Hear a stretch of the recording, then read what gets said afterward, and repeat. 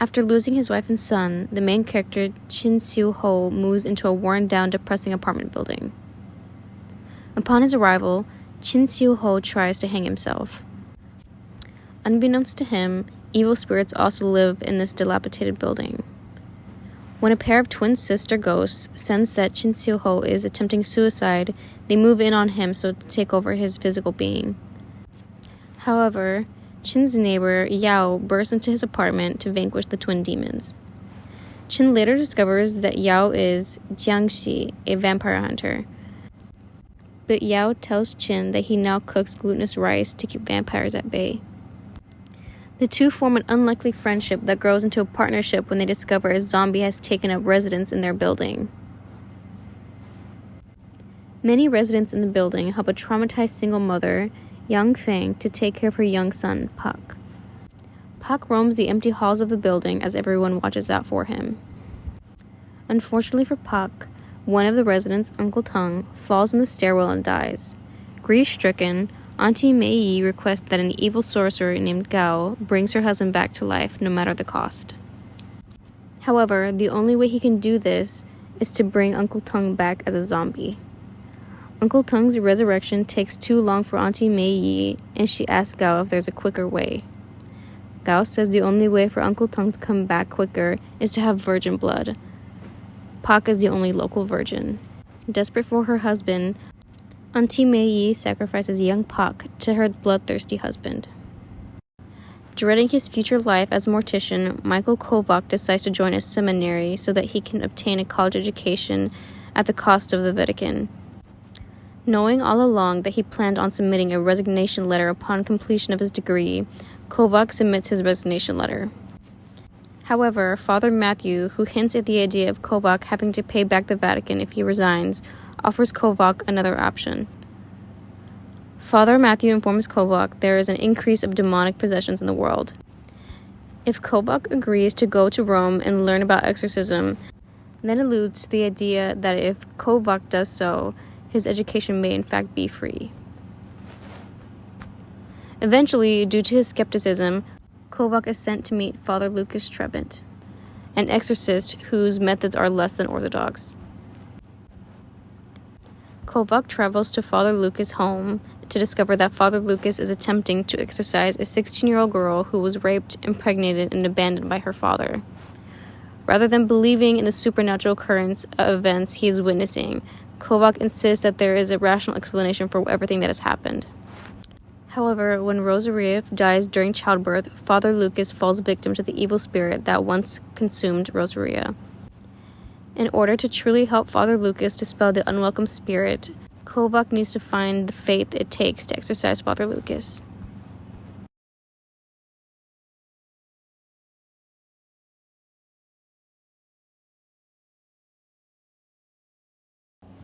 Good versus evil is the most common theme in any entertainment or literary production in every culture in the world. The world is obsessed with the idea of good squashing out evil. This is especially true for the films The Rite and The Rigor Mortis. Without this theme, the plot does not work. For instance, Father Lucas and Kovac represent God and God's will in The Rite, while Rosaria's, even though innocent herself, possession represents the devil or evil. Father Lucas and Kovac have a duty to do all they can to expel the evilness from Rosaria. Even though Father Lucas fails to free Rosaria from the demon, in the end, good triumphs, since Kovac is able to cast out the demon from Father Lucas. Yao and Chin team up to destroy the zombie and rid the apartment of evil. Moreover, Yao specifically is gifted to vanquish other supernatural beings like ghosts and vampires. Even though Yao does not look like a typical American priest, or any priest for that matter, it is his job to keep his community safe. One way he does this is by making a specific rice that helps keep vampires away.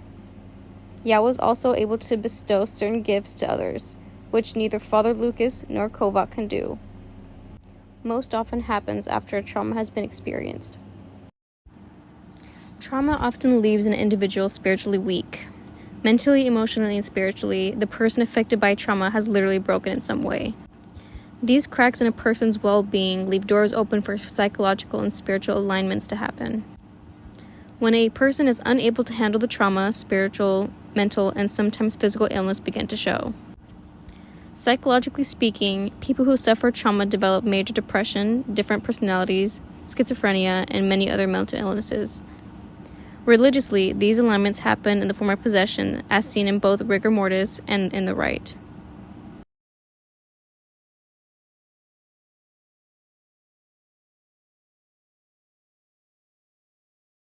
The films demonstrate the different ways an exorcism can be performed. For example, in the rite, exorcism consists of repeating chants imploring God to remove the demon from Rosaria and from Father Lucas. In typical Catholic tradition, an ordained priest with a specific knowledge are the only ones who can perform exorcisms. These priests use holy water, rosaries, and wear specific clothing depicting who they are in religious society. In rigor mortis, Yao performs the exorcism of Chin by fighting Chin and forcing one of the twins to look in the mirror at her true self. As soon as she sees her image in the mirror, she leaves Chin's body. Yao comes from a long line of vanquishers. The film makes it seem as if it is his right to perform such demonic tasks. When Kovac exorcises the demon from Father Lucas, he seems to find a new purpose in life. He also finds a renewed faith in God and becomes an exorcist himself. After all, he is the one who exorcised Father Lucas, the most renowned exorcist of all time. Chin finds a new meaning in life when discovering there is more to death than death. After being exorcised, he is no longer suicidal. Instead, Chin wants to help Yao in his demon-vanquishing destiny. Both rigor mortis and the rite have a few film noir characteristics. For instance, both films are used for atmosphere with high contrast visuals. Another characteristic in the use of flashback to help develop the plot and characters. Using low lighting with high contrast helps to create a sense of unease. There is a sense of pending doom when such lighting is used. The types of housing in both films also contribute to the sense of terror. Rigor mortis is set in a dark, run-down apartment building, while the rite is set in an Italian home made of rocks. Dark lighting also creates an atmosphere of evil suspense. You never know what is lurking around the corner or what is going to jump out of dark spaces. Lighting or lack of makes the audience fearful of the unknown. Even though the audience has an idea of what the movie is about, there is always more waiting to be seen. In the rite, no one expected Rosaria to spit out 3 large nails or to beat her protruding belly. In rigor mortis, no one expected Pak to be sacrificed to Uncle Tongue Zombie. While both films use orchestral music, rigor mortis seems to use more culture music and ghostly sounds. There are some musical pieces that seem to use Chinese instruments like ruan, which is a guitar-like instrument. The music used in each film represents the cultural beliefs each culture has. For example, rigor mortis made sure to include Chinese instrument sounds, while the rite used music that represented the Catholic religion.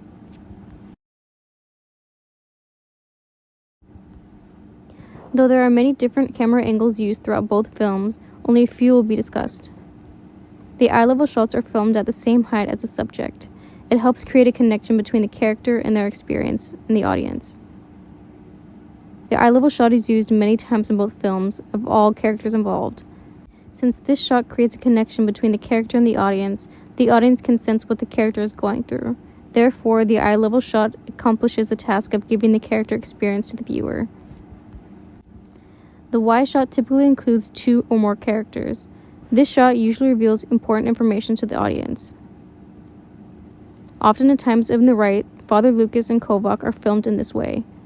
Father Lucas gives Kovac important information regarding Rosaria's situation and relays information about spiritual warfare in these instances. The same idea is used in rigor mortis. When Yao and Chin are pictured sitting together at the table, Yao tells Chin about his heritage as a vampire killer / demon vanquisher. Close-up shots are most often used to display a character's emotion and ensure that the audience feels the same emotion. Creating an emotional bond through close-up shots works particularly well in rigor mortis and the rite, since every character has experienced some kind of emotional trauma. Using close-up establishes the audience's feelings towards the characters. The 2-shot angle captures 2 characters in a film and helps establish the relationship between the characters. This is seen quite a bit in the rite, since Kovac is basically Father Lucas' student. Even though Father Lucas is shorter than Kovac, his stance and comfortability in the situation shows that he is dominant over Kovac.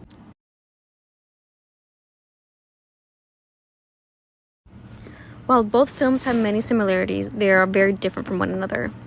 For example, Chin and Rosaria's traumatic experience is very different. Rosaria's traumatic experience was forced on her. She was violated by her own father and then forced to fend for herself. On the other hand, Chin's traumatic experience seems to be of his own making. Even the way Yao and Father Lucas perform an exorcism is different. While Yao is able to exorcise the twins from Chin's body quickly, Father Lucas was never able to exorcise Rosaria's demon, and in fact was possessed by the same demon upon Rosaria's death. However, while attempting to save Rosaria from the demon, Father Lucas uses holy water and prayer. It is a process that takes a long time. Unlike Father Lucas, Yao does not appear to take his job personally. Even though he and Uncle Tong had a friendship, Yao does what he needs to do to vanquish the zombie. Father Lucas, however, gets so personally invested in saving Rosaria that he is traumatized by her death. Of all the people who he has exorcised, he got personally invested with her. One has to wonder why Rosaria. What made her so different?